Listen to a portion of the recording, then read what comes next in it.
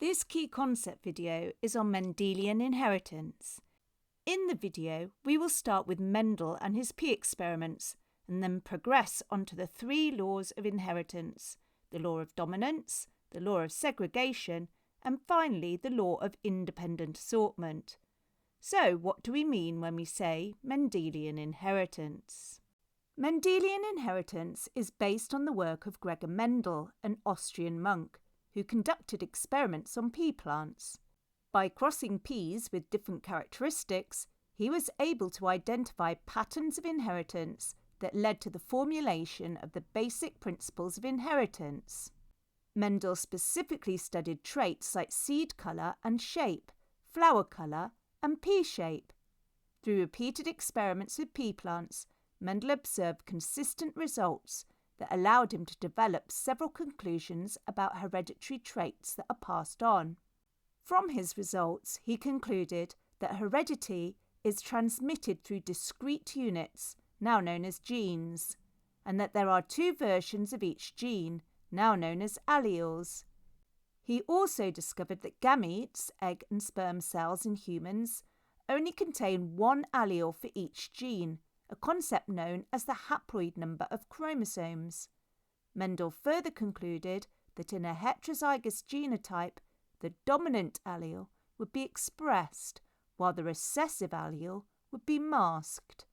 From these conclusions, Mendel formulated the laws of inheritance, which are fundamental to our understanding of genetics today. The law of dominance states that in heterozygous genotypes, the characteristic expressed in the phenotype is determined by the dominant allele.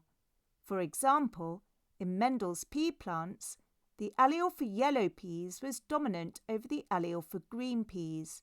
This means when a homozygous dominant yellow pea plant is crossed with a homozygous recessive green pea plant, all resulting pea plants have yellow peas. This is because the resulting plants, as shown here, are heterozygous for the genotype, and the dominant allele is expressed. However, we now know that dominance does not always apply in the same way.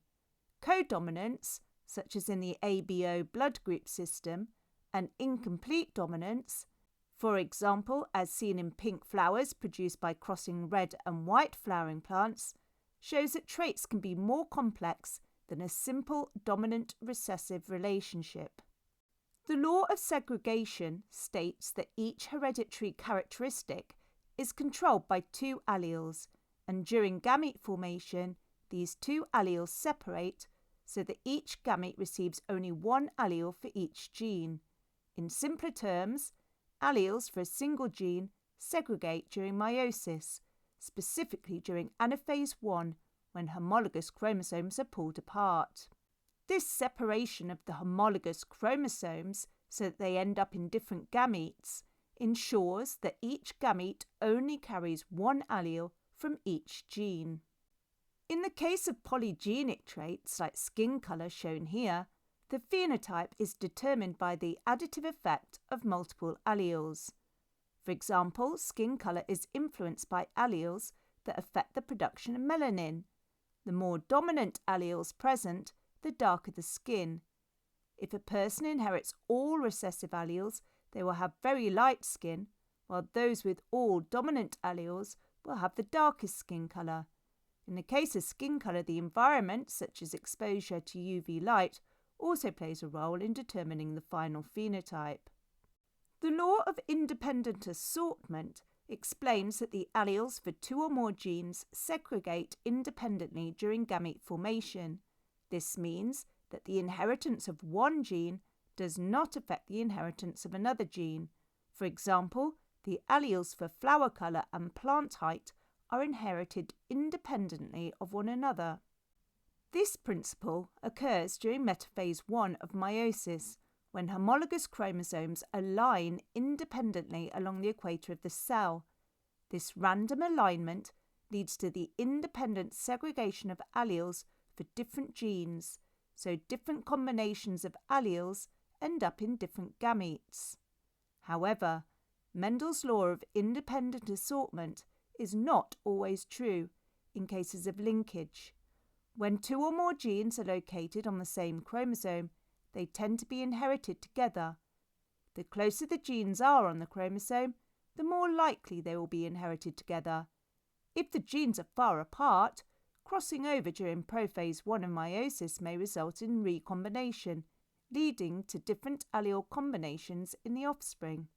Additionally, sex-linked genes do not follow the law of independent assortment because they are located on the X and Y chromosomes, and their inheritance is sex-dependent.